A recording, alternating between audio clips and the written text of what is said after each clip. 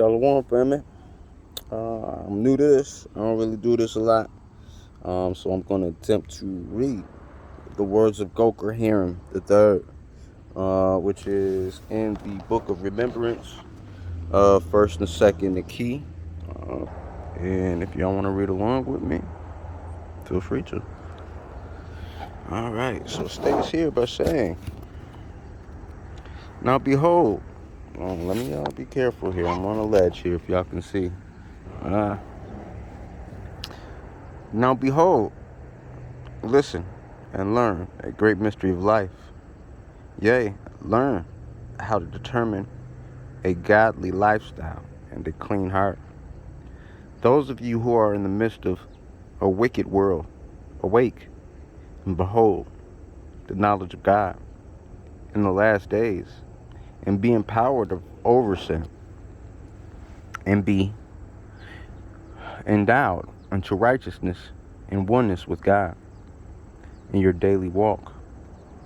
Search out these things, for they have been hidden from you, but now they come before your eyes.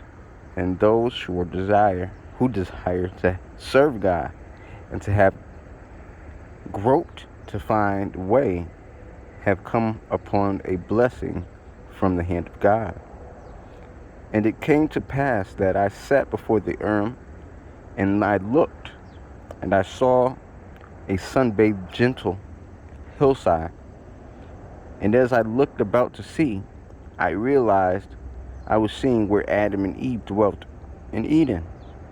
And Eve was sitting on a rock with her feet in the clear water.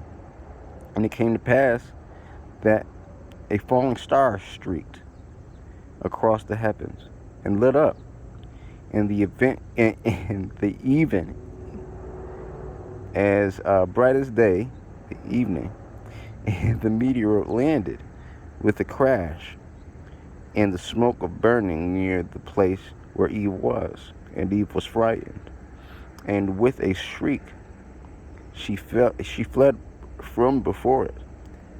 And it came to pass that I looked, and I beheld a iridescent rock in the middle of the hillside, and its skid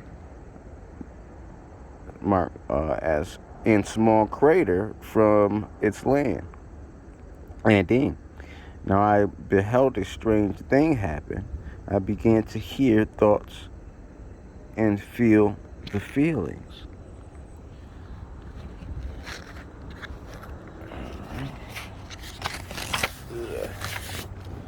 Feel the feelings of the things in this scene through the eyes of God. And their private feelings and speech one with other were made known to me. And I was amazed, for here in the midst of the presence of the Holy Great One, an elder, where rocks and clumps of grass and flowers and bushes scattered about, with a dark, multicolored iridescent rock in the middle. And they all knew each other. But the meteoroid was a stranger, and the wind and the hills and the streams conversed among themselves. But the rock lay silent, dazed, and the sudden change that had come upon him, he had intruded upon them, and they fell with the violence of his arrival. And all that were there were quiet in his presence, and they held their peace. And it came to pass that as new days drawn, all could behold his many colors as they shone forth from him. And after a while the rock stranger spoke to them, and I could feel that in his heart he felt unsure of himself, and he felt a little afraid and insecure by his travels suddenly coming to an end. And as he burst forth into the world, that was unknown to him. And I beheld as he felt inferior, and he spoke with a bluffing tone, and he said, I am better than all of you. I am a traveler, and I have wandered the far reaches of creation. And my name is Shemahaza. You know who that is. Which means my name has seen. For I have seen the wonders that lie beyond, but who you are, you have always just lain here upon the hillside. My mother is a comet, and she travels whithersoever she chooses, and has no fixed course, like a lowly sun and the stars and heavenly bodies. I am beautiful and colored with iridescent, but you are just plain old brown and gray rocks, and your mother is an old broken down mountain. And it came to pass that those that were before him were embarrassed of his haughtiness, and they were ashamed before the presence of the Holy Great One. And at the first they had legs, and at the first had they had legs, they would flee before him, as did Eve. But as time passed, some of the younger rocks began to desire to hear of the wonders of his travels, and they were attracted to his talk and desired to be associated with his appearance. And it came to pass that the wind began to bear the message and to send the news abroad, that in the midst of Eden, in the presence of God, there was one who would compare and place the value of the worth of one above the other. And all creation in Eden for the first time was introduced to sin of superiority and the judgment of value, and thus were the seeds of racism and war. And death began to be shown, and all who did not pay him heed to listen to and partake of his haughtiness were pure and holy, and they stood firm with the vision of their created purpose. But some rocks began to relent, and they began to desire to listen to the rock stranger and his rebellion against God. And the thought greatly troubled all of Eden, for it was known to them that every hill and tree and stream were were created in the loving hand of the Son of God. And he did not divide his love in so much that he would love one above another, but Shemahaza rebelled, and would that he could pretend to hide the oneness of God. Go ahead and switch to the next page here. All right. Now, understand what passed between all these before me were not words that are familiar with man in his temporal state, but they spoke to one another in the power of the feelings of their hearts that resulted in them receiving life in the day of their creation. And it came to pass that in time, some of the rocks believed Shemahaza and were influenced by him, and began to feel ashamed of their mothers, and began to view their lives as dull, of no value, compared to the strange multicolored travelers. And those who were drawn to him began to ask him to rehearse the wonders of his travels to them, and they began to hold him up as the most important rock upon this hill, or even in all the regions round about. And it came to pass that those whom he confided in listening to the grand adventures he told, and began to feel superior to them, to all those around them that chose not to pay him heed. And in the course of those days, they began dissatisfied with the vision of their created purpose. And Semihazah said to the rock beside him, "How are you called, little one?" And he answered, "My name is Artagoth, which means the earth is power. For all things are created by the power of the love of God in the earth." And Semihazah replied, "Oh no, that will never do. You are copper." "What?" "And you were created to rule over all the host of men, and you can be great in the sight of all the earth. For you shall bring them pleasure and power and abundance, and they will greatly desire you to worship you," or they will greatly desire you and worship you. "And in this thing, the love of God is done away."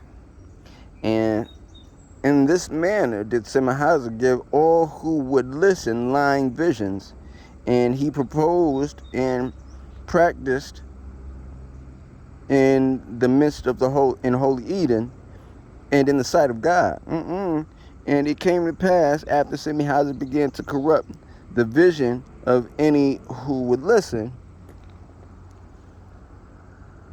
that Eve came upon the scene, for she had become frightened when Semihazah had landed, and she had not come this way for some time. And Eve walked some distance away from all of this. She heard the rocks talking about the stranger, and she felt a division between them. And some were drawn to Semihazah, and some were repulsed by his rebellion against God. And they loved God and would not displease him. And as Eve drew near, she felt like she must choose between them. Finally, after a time, she felt curious and went meekly and shyly upon the bush and peeked around at the stranger. He was beautiful. She had never seen an iridescent rock like him before, and the rock was exotic to his surroundings, and he talked and acted like he was from far away, where Eve had never been. No mountain had any rock like him. And Eve listened to Semihazah.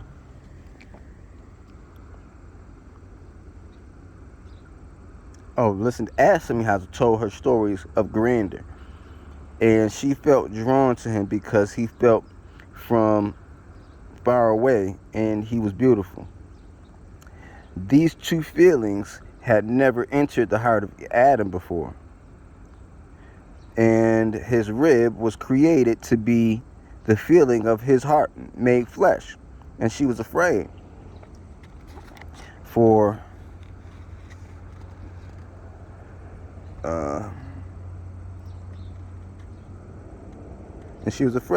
she felt a part of herself becoming a stranger to her husband. And as it happened, Adam began to notice that all the rocks were not acting toward Eve as they had before. Some were quiet around her, and in his heart he began to sense division upon them and between himself and Eve. And this was a new and very alien feeling, never before to confront him. And he was troubled. And it came to pass that Adam told Eve never to visit the rock stranger again. I sense a division, and the thing surely will displease God.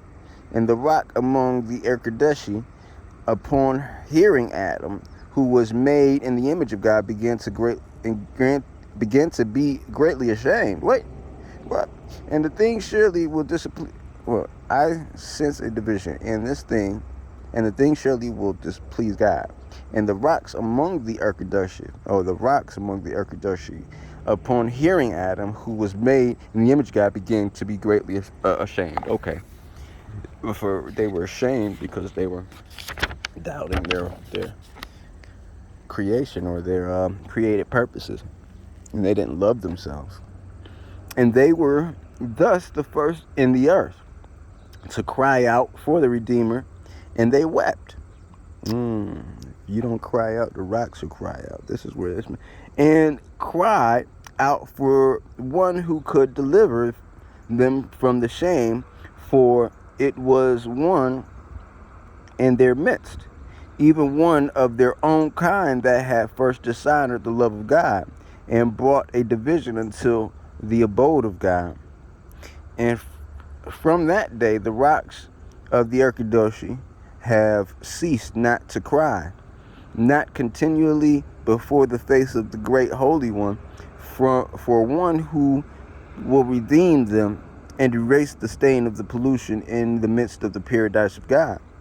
And Abel was the first to bring their voices into the ears of God, requesting him to bring salvation. And they cried, God came and save us from God. Come and save us, for our shame is too great for us to bear. Why did I have to be one of our kind, who brought this great dishonor upon you in your sight?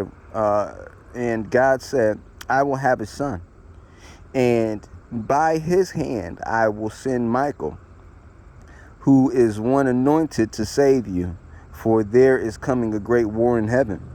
And it came to pass that Semihaz began to be lifted up in his own eyes, and he took great delight in the pleasure of his own glory, and he prophesied and said, I shall be a many named one, yea, even the Son of God.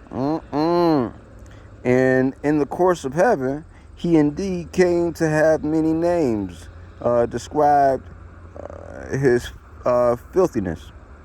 And he is called Semihaza, Satan, Belial, Phosphor, Beelzebub, Prince of Darkness, and Melchiriza.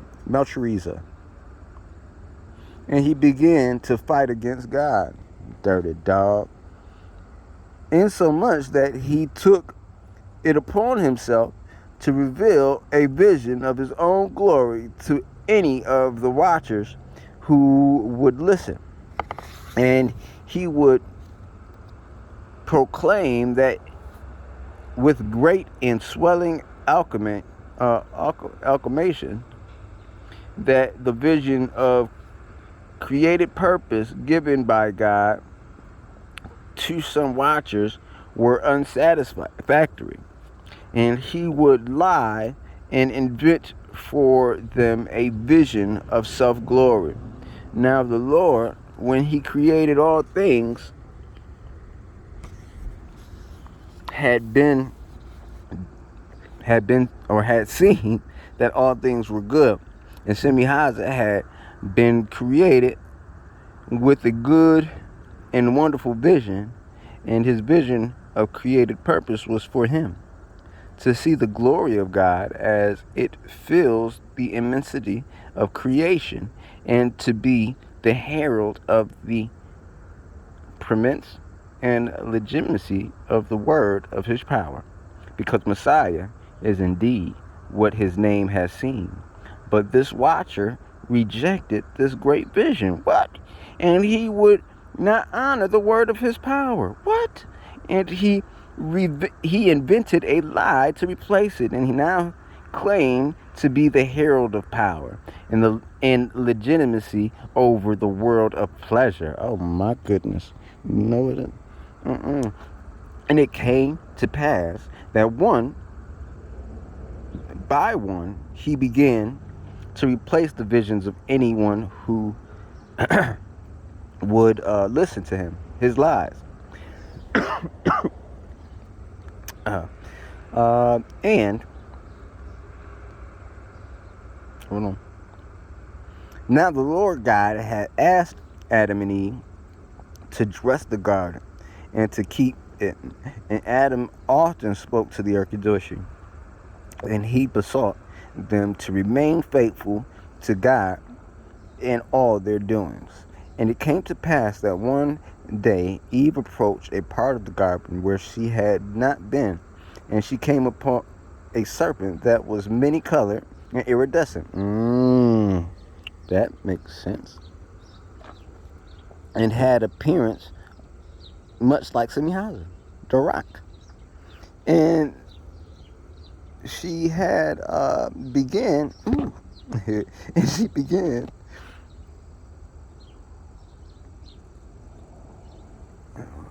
hold on.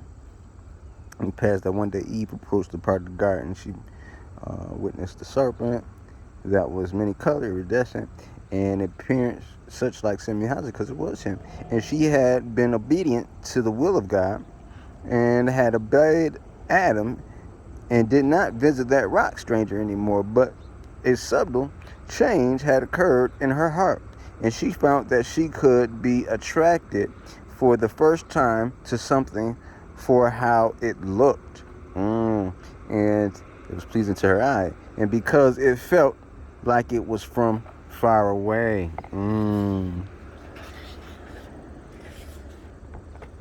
And since she had peeked at Semihaza, she had this change in her heart. And it stayed with her.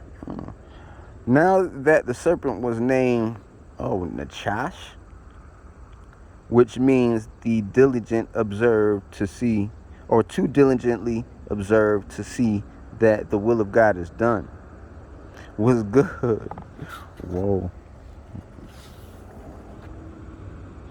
Was good and holy watcher among the Erkadoshi, and it was gently harmless, and it had legs. But when Eve saw and loved Nakash, these two subtle pollutants were in her heart.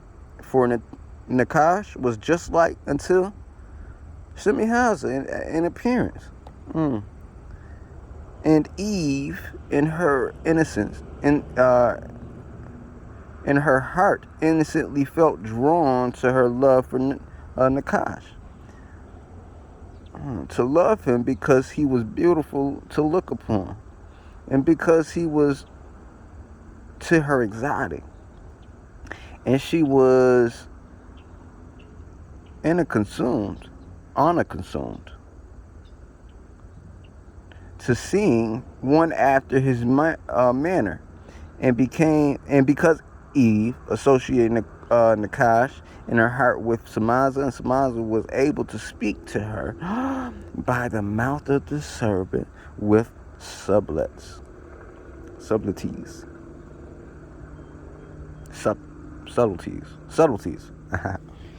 Okay.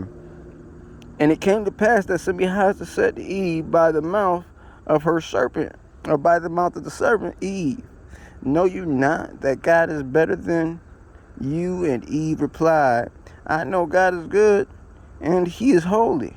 And Semihaza said, there is a tree in the midst of the garden called cedar, which is given its life by the feelings of God,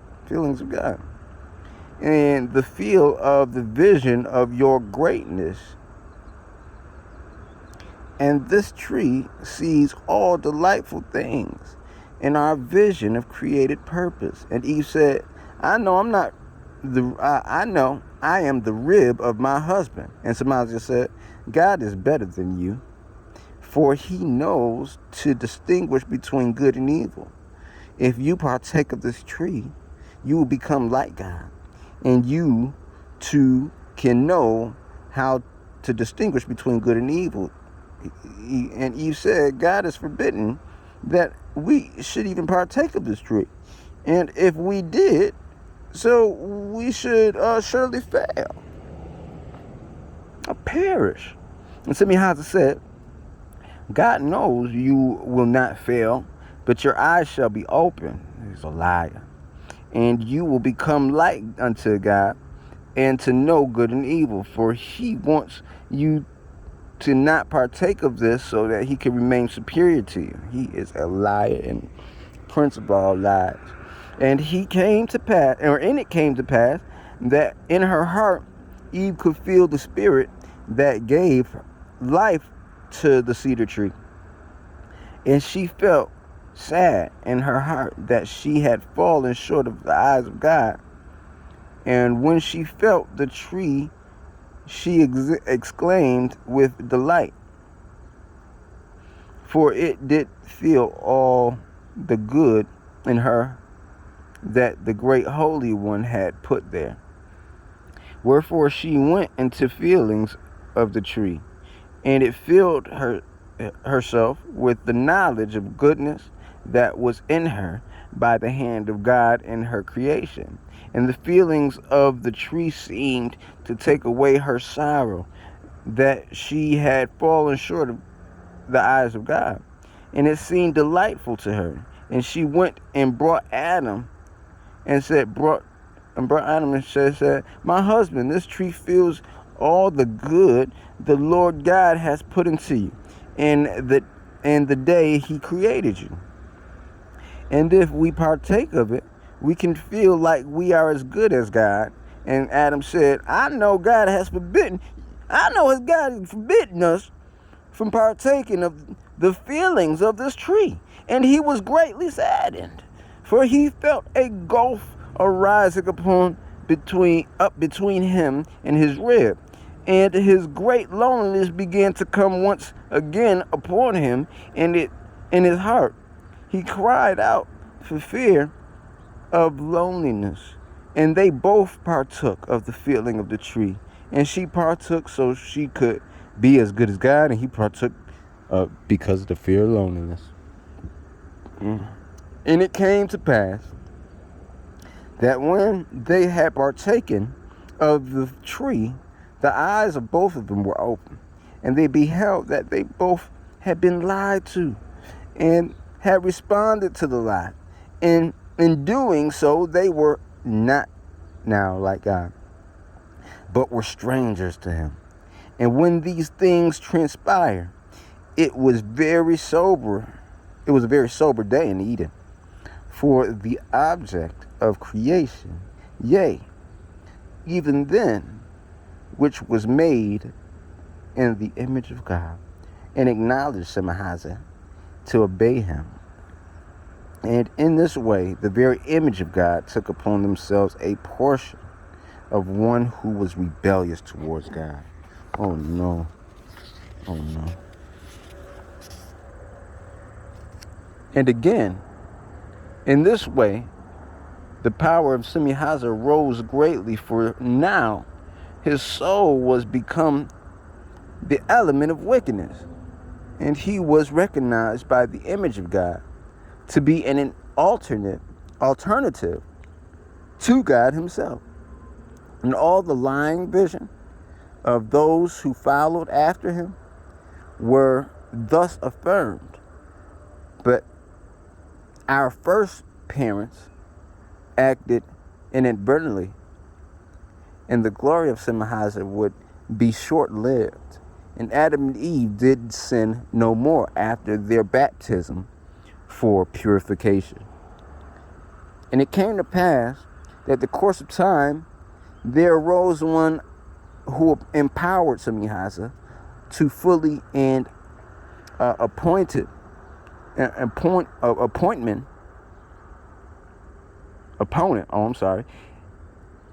who empowered Semihasa to fully be opponent of God, and to have power to wage war against his purpose.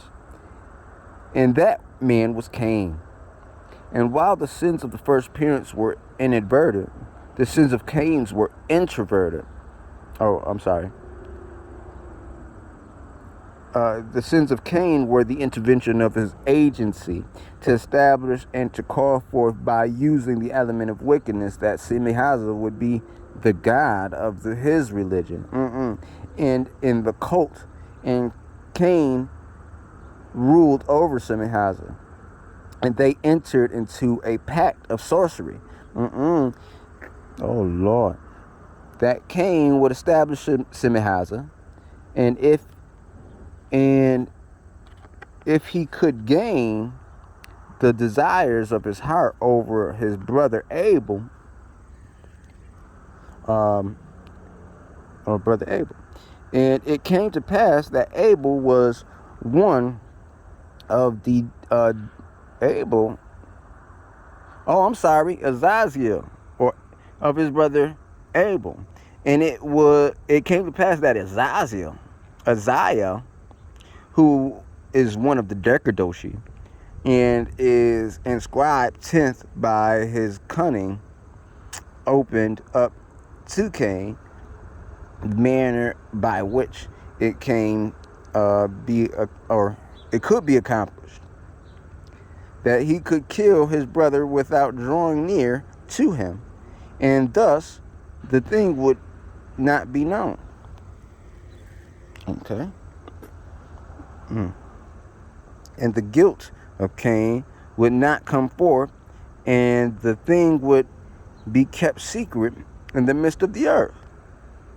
And it came to pass that Cain prayed evil and hateful prayers. And he used the altar of his father and used Azazil as the element of wickedness to call for death unto Abel. And it came to pass that the stone of Azazil smote Abel, insomuch that he did die, and Cain had not come near unto Abel.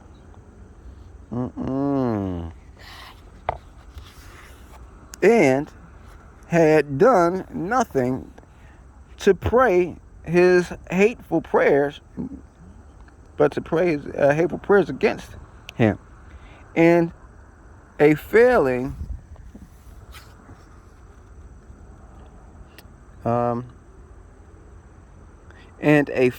star fell upon Abel, and it smote him that he died. Oh my goodness. And Cain knew he could say the things had occurred, but not by his hand.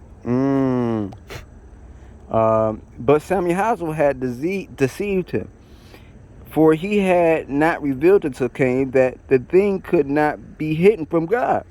God sees everything. And Cain was called to account before him. Yeah, forgive me, y'all.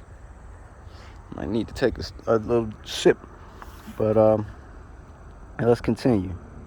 But Simeon deceived Cain, and he had not revealed to him that God could see everything there. And Cain was called to account before him. And thus it was established by the intervention of agency that Semihaza and his religion would be enemies to all things good and the worship of God in heaven. And in the end, as Cain had killed with a rock, he was also killed by a rock when the earth shook and his house fell upon him. Oh wow, I didn't even know that. And this event happened in the years that Adam returned to Eden. And the shaking of the earth was caused by the Urkadoshi and their rejoicing over the return of Adam. Oh, that's wonderful. In his natural home.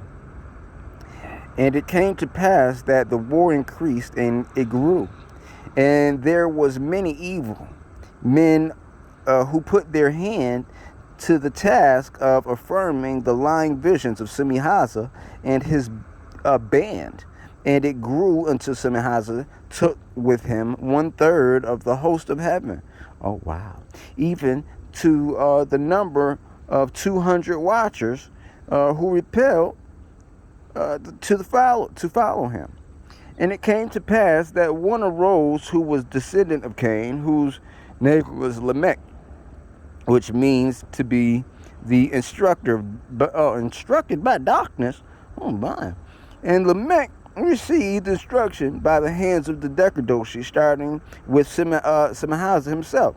And Semahazah desired to beget children, and he chose Lamech, for Lamech had 2 wives. And he followed after the manner of the religion of Cain.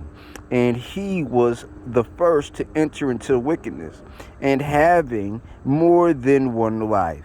And Semahazah instructed Lamech that he, by the use of the element of wickedness, and by using a meteorite, and by drinking menstrual blood, oh my goodness, could conceive a child that was given by the power of the intervention of his agency, and a lying vision according to the choosing of Semahazah. And it came to pass that Lamech entered into a pact with Semahazah. Oh my goodness, these people. And he performed and practiced, and a child indeed was conceived that was evil in nature, and it had a vision of wickedness, and that was given given him by Semahazah. Oh my goodness. And the child was cruel and had no remorse of consciousness. Oh my goodness. And his mother was ashamed, and she feared that a knowledge of his conception would come to the people, and the other wife was jealous, and she began to noise abroad how the thing was accomplished. Oh my goodness, she told everybody. And it came to pass that Lamech began to fear that his secret would become known, and his neighbors would rise up against him, and he rose up and slew the child in the 14th year. Oh my goodness. And shame arose upon Lamech in obedience, for he had not murdered to get gain, but for the sake of his oath with Semahazah. Oh my goodness. Oh my goodness. This is where it all began. Shame arose upon his abundance, for he had not murdered to get gain, but for the sake of his oath with Semahazah, and the dominion of Semahazah increased. For once the manner of evil of Lamech was known, there were many who entered in to accomplish having children for the Decadoshi. Oh my goodness. And it came to pass that these children of Decadoshi went where or were called the nephilim. That's where they come from. Spread violence and great pollution across the face of the earth, and the war waxed great. And it was in the height of the time of the birth of Enoch, the 7th from Adam, not the Enoch of Cain. I hope not. And the 7th of Adam, and the land was filled with the vision of glory of Semahazah, and there was sorcery and witchcraft and every kind of evil, and every man sought to take advantage of their neighbor. Now, in the doing of Nephilim were after this manner in the days of the Nephilim, who were called giants. All the earth was filled with havoc, and one village of people would hate another, and they would choose from among themselves the most wicked and powerful sorcerer, and they would join to conceive a child, oh my goodness, by the use of the element of wickedness, who would have powers to destroy that which sustained or protected their neighbors. Oh, they're just evil. And in this way, the evil vision of their Nephilim would be as a weapon against their fellows, then their enemies would in turn make effort to conceive a child more powerful than they, and thus was every man against their neighbor, and the whole earth was filled with violence. If hunters were fighting against fishermen, the nephilim which they beget would curse and kill and devour the fish with sorcery and with witchcraft, and so much that the fishermen would perish for want of fish to eat, and the hunters would gain power over them. Oh my goodness. It's just evil. It's just too much. It's too much. And, where are we? The Nephilim which they begat would curse and kill and devour the fish, sorcery, and had the power over them. Okay. And the children of the witchers, or the watchers, began to sin against animals and birds and the fish of the sea. And it came to pass that in the space of only 10 generations, the peoples of the earth became ripe in iniquity, by the hand of the Decadoshi. For as the Decadoshi went from in their wickedness, they did so without meeting any resistance, and they prospered and practiced at their will, because the kind of heart of God is his purity.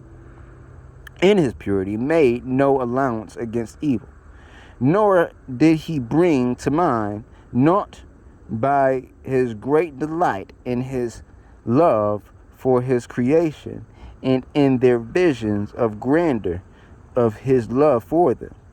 You will see that great and holy men and their ribs took the side of God, and set their hand against the Decadoshi and Simahazim. And Enoch walked with God. There we go.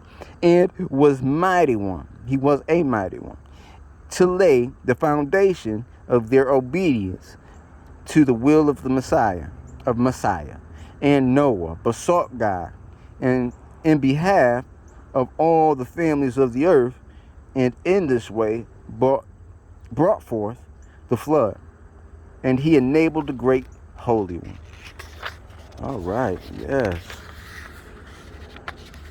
Oh, the great Holy One too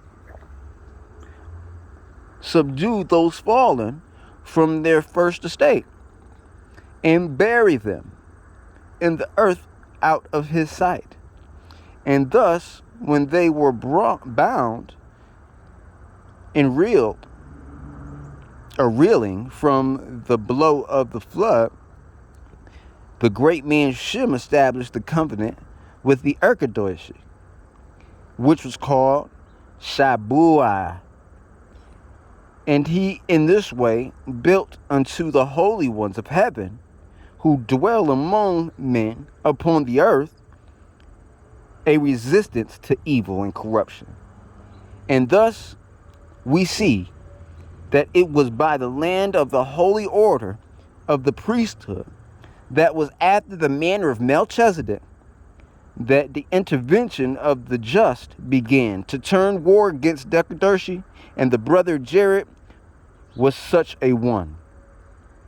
Now after I beheld at these things before the I was astonished, and I walked with amazement, as I am right now too, for the space of 232 days before I approached to use the Urim and Thummim again. Oh, it shocked them that much.